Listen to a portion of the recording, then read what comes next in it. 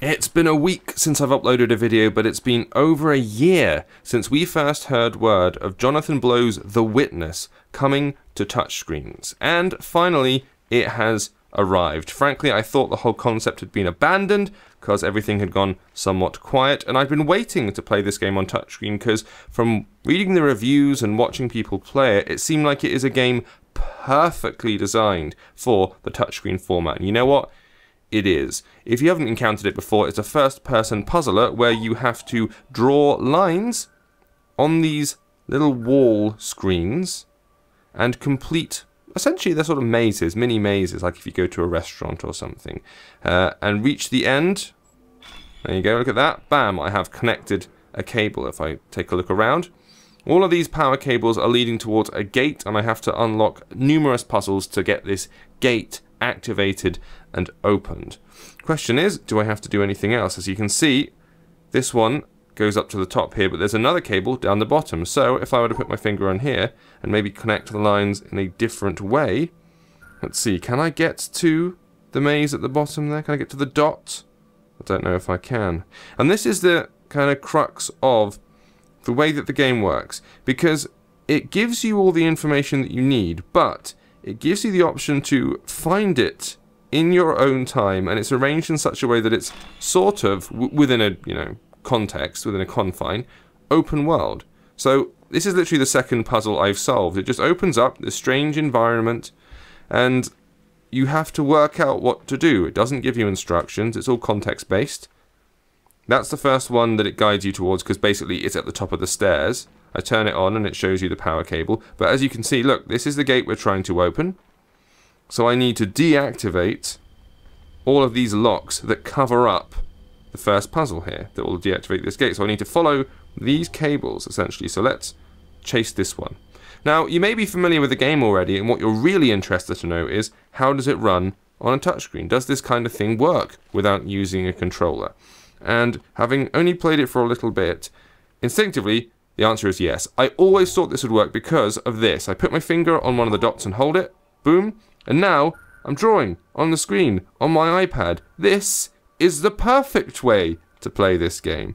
I would rather play it like this than play it on a, dual analog stick setup or something like that, because you're effectively holding up, down, left, right, and here it's so intuitive just using your finger to fill in the gaps, to draw the line. I'm like, yeah, obviously, this is why this game was perfectly designed for touchscreens.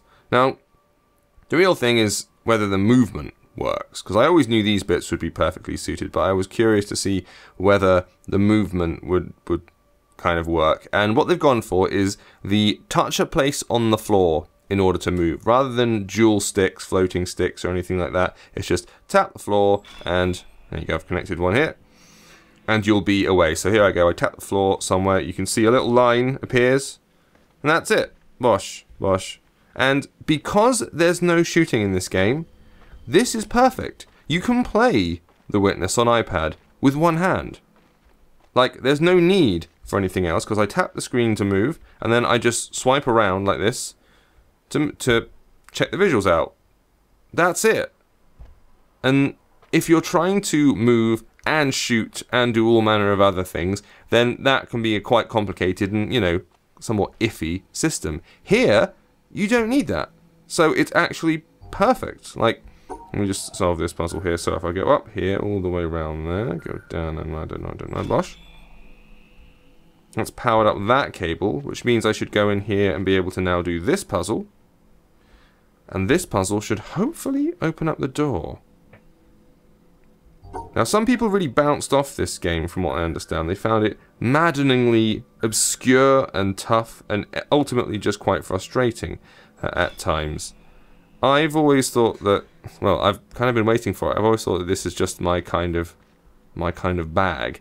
I'm always complaining about trying to cram first-person shooters onto touchscreens and it not really working brilliantly. Now then. So, there seems to be an easy and obvious way to do this. Will it work? It will work! Hey, fantastic! And we're off into a whole new bit. Now, I'm running this on an iPad Air 2. This is not a brand new device. I think probably the graphical fidelity is a little bit less than it is on, certainly on PC or something like that. It feels like it is running, I mean, there's lots of aliasing you can see in the distance. It's quite jaggy.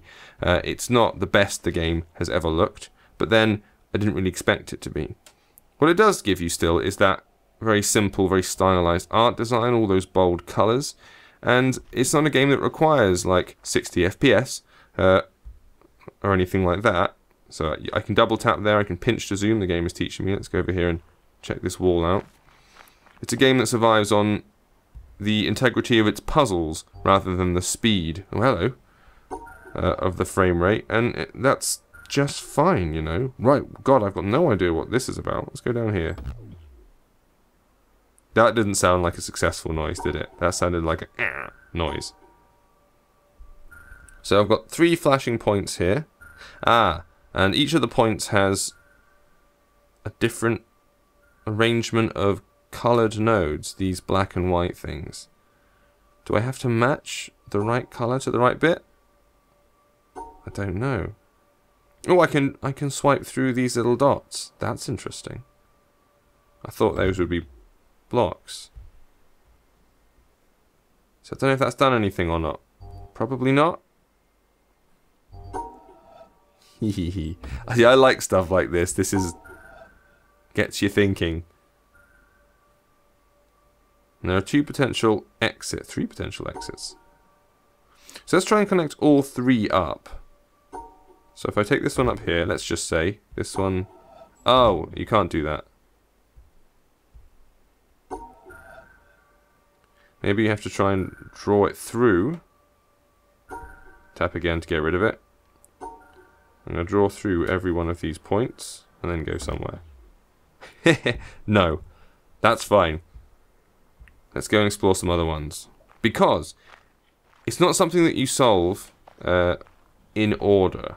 That is to say, you're not funneled down a corridor and given a puzzle, you then solve it, then you're giving another, then you're given another. The idea is you have to explore the world and work out the connection between all the different panels and then which order you will need to solve them in. And that's why I think a lot of people got extremely frustrated with the game, because they discovered that it's not gonna tell them what to do. And some people really don't like that. Which I can sympathize with, because some people just want to sit down and kind of be guided through a game and experience and have fun, and not be given like a Mensa test. Because I remember the frustration from folks when this first came out. Drove them mad. And I'm not going to force you watching me fail to complete, hey, that worked, challenges over and over again on you, but I did want you to see how it runs out of the box, so to speak. See, I think you have to hit all these nodes. I think that's... yeah, that seems to be working. Find ways to guide yourself through the level, because you can't double back on yourself. That's the trick there. So you have to make sure that you hit all the points you need to hit without cutting off your exits. Let's try... no, that's not going to work. Let's try this. Yeah, boy. That is how we join them dots. Alright, this is going to be trickier. And that's obviously not good enough. I can't start from there. That's impossible. Oh no, it's not impossible. That could work. Right, let's try doing this. No. Before I even started, I know that's wrong. That's also wrong. I can go round... no, that's not going to work. Right, let's have a think. Let's try and start from here instead. If I go like this... no, that's not going to work. No.